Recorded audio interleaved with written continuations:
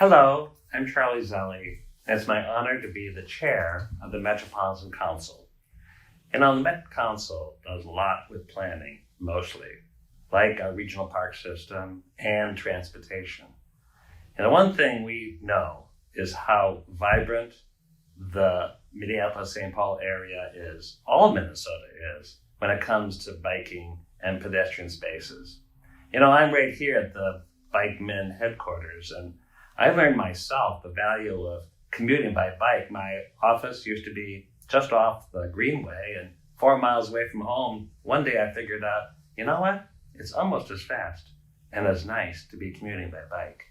Minneapolis, I think, is the fourth most commuting by bike city. And all of the Twin Cities has a remarkable both commuting and recreational biking. This past year, we've seen an incredible influx of people on bikes. With the pandemic, I think as many as 68% of our population is outside at some point, walking or biking during the week. That's like more than twice what was there a little over a year ago.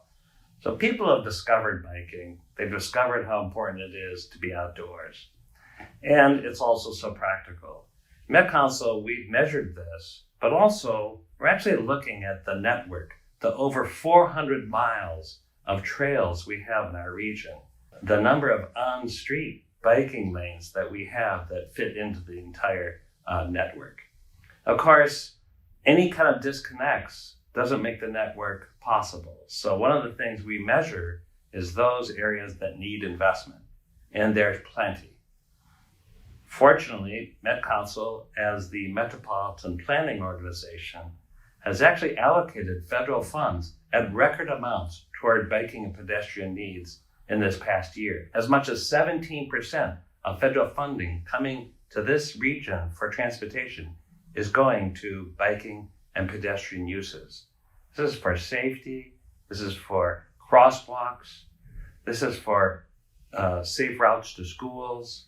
In some areas, it's just dealing with the curb cuts and the ADA investments that we're so far behind in addressing.